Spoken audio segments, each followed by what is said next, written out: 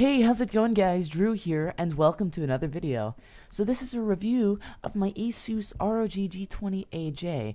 So in this video, I'm going to give you guys a physical overview of the PC itself, the peripherals that come with it, and I'm going to give you an overview of some of the standard software that comes with the PC. Alright, so to start this off, here on the front, up top, we have a power button, and then we go down to the CD drive. We have two USB 3.0 ports, and a headphone and a microphone jack.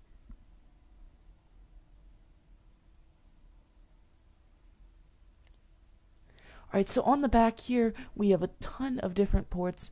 We have a bunch of USB ports, we have an Ethernet port, we have a bunch of audio ports also, including audio in and out. We also have a microphone jack and such. We also have what I believe is called a Kensington lock port.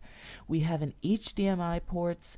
We have the power port, of course, and then we have the actual graphics card with the different display output types and an HDMI port.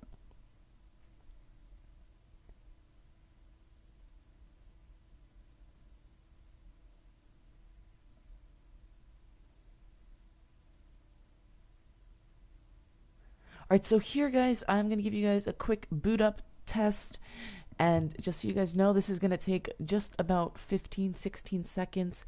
It's actually a very quick boot up PC, including the fact that it only has a terabyte hard drive, which is not an SSD, and I just think it's absolutely awesome how fast the boot up is compared to something like an SSD, which isn't that much faster.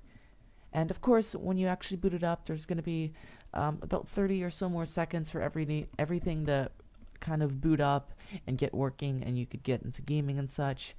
But now let me go over the peripherals. So here I have this standard keyboard and mouse. There's not too much special stuff going on here, but I really do like the keyboard. I don't actually use the mouse because I have a Razer type hand, which is definitely a step up. But here is the keyboard itself. Not much to say here, but the only downside I have to this keyboard is the fact that it doesn't have audio adjustments. You can't mute your audio, you can't put it up and down, which I don't like, but it's still a much better keyboard than any other standard keyboard I've had with something like a Dell or an HP computer. And here's the mouse. It's also an okay, nice mouse for a standard mouse with a PC. It's got a nice shape and feel. Although, when you plug it into the computer first, it's got a crazy sensitivity and it just flies all over the place, and it's totally uncontrollable, and yeah, I couldn't use that unless I adjusted the settings. But now, let me get into the software aspect of the PC. So here is the Asus Command software. This is a standard software that comes with the PC where you could adjust your power, your family safety, your charging from the USB ports. Here is the update tab where you could see all sorts of updates. Next is the security tab where you could just clean up your PC and access the 6-month, I believe, McAfee, or however you pronounce it, antivirus. Next, we have the backup and recovery, where of course you can just set up some backup and recovery files. I should probably do this, but I haven't done it yet. Alright, so next we have the tool, which I like the most. Here's the AI booting, I don't worry about that, but this is the lighting tab, where you could adjust all of the 3 lighting zones, the 2 lights on the front and the lighting on the bottom, which I think is awesome. And you could also sync these so they are all the same color, or you could have 3 different colors, and there's just tons of different colors to choose from. As you can tell, supposedly it's 8 million different colors, but yeah, you can't really tell the difference between them that well. And here is one awesome feature of the PC, the audio wizard, where you could choose different audio settings. And if you have good speakers like I do, I must say that the sound card in this PC is just absolutely awesome, and it's great for gaming and such. I believe it's a 5.1 channel surround sound.